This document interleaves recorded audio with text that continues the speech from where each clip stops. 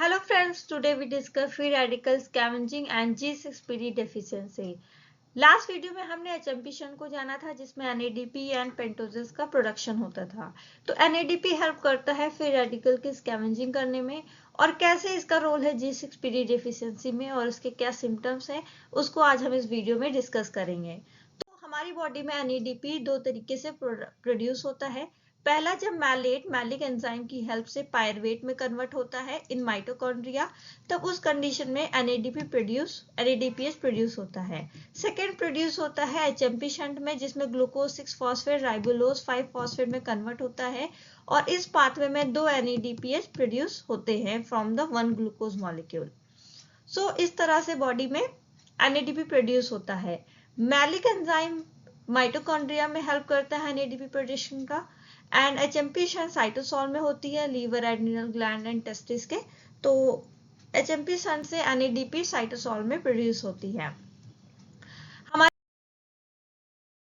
Body में लगातार कुछ रिएक्शंस होती रहती हैं जिसमें जो हाइड्रोजन पेरोक्साइड है वो बॉडी के आयरन से रिएक्ट करके फ्री रेडिकल्स को फॉर्म करता है जिसको फेंटोन रिएक्शन कहते हैं। और ये जो रेडिकल्स होते हैं ये बहुत ही ज्यादा हाईली टॉक्सिक एंड रिएक्टिव होते हैं जो कि बॉडी के डीएनए, प्रोटीन एंड लिपिड्स के डीएनए को डैमेज कर सकते हैं। फेंटोन रिएक्शन इन्वॉल्व होता है प्रोग्राम सेल डेथ में जिसको फेरोप्टोप्सिस भी कहते हैं। तो फेंटोन रिएक्शन ना हो और हाइड्रोजन पेरोक्साइड आयरन से बाइंड होकर फ्री रेडिकल को ना फॉर्म करे, इसके लिए एक प्रोसेस पाई जाती है जिसको फ्री रेडिकल स्कैवेंजिंग कहते हैं, जिसमें NADP हेल्प करता है। NADP as a cofactor use होता है by the glutathione reductase to reduce oxidized glutathione. So NADPH reduce करता है ग्लूटाथियोन को एंड फॉर्म करता है reduce glutathione from the oxidized glutathione। ये रिएक्शन होती है ग्लूटाथियोन रिडक्टेज की हेल्प से। अब reduced glutathione in the presence of glutathione peroxidase enzyme peroxide को कन्वर्ट करता है वाटर मॉलिक्यूल में जो कि कोई भी सेल को डैमेज नहीं करता है। जब reduced glutathione इस रिएक्शन में हाइड्रोजन पेरोक्साइड को वाटर मॉलिक्यूल में कन्वर्ट करता है तो ये खुद ऑक्सीडाइज हो जाता है जिसको फिर से रिड्यूस करता है NADP। तो NADP इंपॉर्टेंट होता है for the free radical scavenging to reduce the glutathione. इससे कोई भी सेल डैमेज नहीं होता है। So next we discuss G6PD deficiency जिसको ग्लूकोज 6 फॉस्फेट डिहाइड्रोजिनेज डेफिशिएंसी कहते हैं। ये RBC को सबसे ज्यादा अफेक्ट करती है।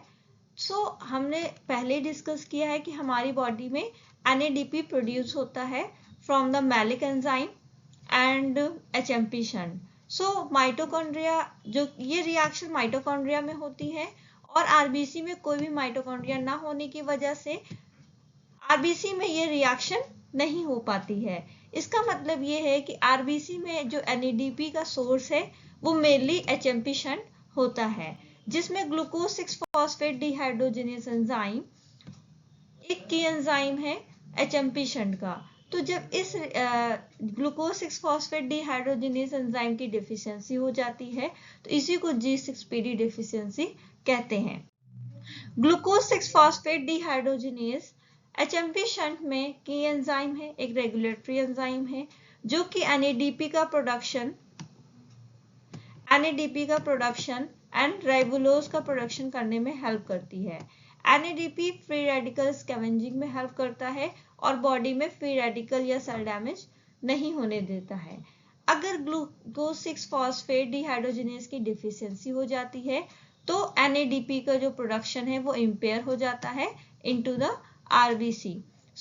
इसकी वजह से क्या होता है कि मेथ हीमोग्लोबिन एक्यूमुलेट हो जाता है RBC में एंड पेरोक्साइड्स भी एक्यूमुलेट होते हैं जिसकी वजह से क्या होता है कि हीमोलिसिस RBC की स्टार्ट हो जाती है और उस पेशेंट को हीमोलिटिक एनीमिया हो जाता है। वैसे नॉर्मली G6PD की कोई भी सिम्टम्स शो नहीं होते हैं, लेकिन कुछ जब उसको ड्रग्स दी जाती है या ऑक्सीडेटिव स्ट्रेस बढ़ जाने पर या कोई इन्फेक्शन हो जाने के बाद हेमोलिटिक एनीमिया डेवलप हो जाता है into the G6PD deficient patient.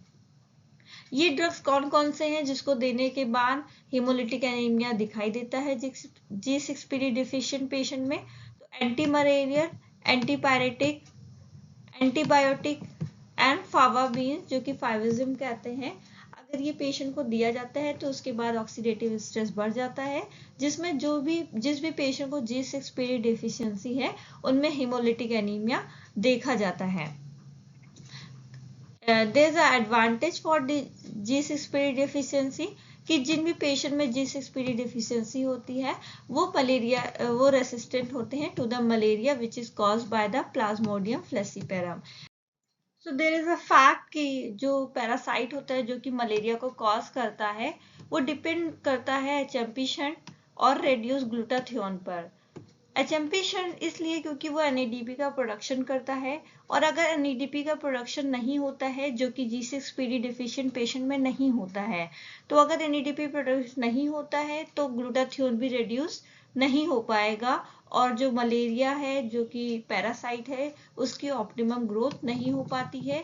इस वजह से जो G6PD डिफिशिएंट पेशेंट है उनमें मलेरिया नहीं पाया जाता है, क्योंकि G6PD डिफिशिएंट में पेशेंट में NADP प्रोड्यूस नहीं होता, ग्लूटाथियोन रिड्यूस नहीं होता।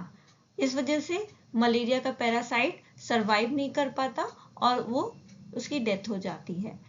बायोकेमिकल डायग्नोसिस कैसे करेंगे हम G6PD का? तो G6PD नाम का टेस्ट होता है बायोकेमिस्ट्री में, उसको लगाया जाता है जो कि G6PD डिफिशिएंट्स को बताता है। एंड इसके मैनेजमेंट के लिए जो ऑक्सीडेटिव स्ट्रेस बढ़ाने वाले ड्रग्स हैं उनको अवॉइड किया जाता है और सिम्प्टोमेटिक ट्रीटमेंट किया जाता है हीमोलिसिस का। Thank you for watching. If you like my videos, please like, comment and subscribe my channel.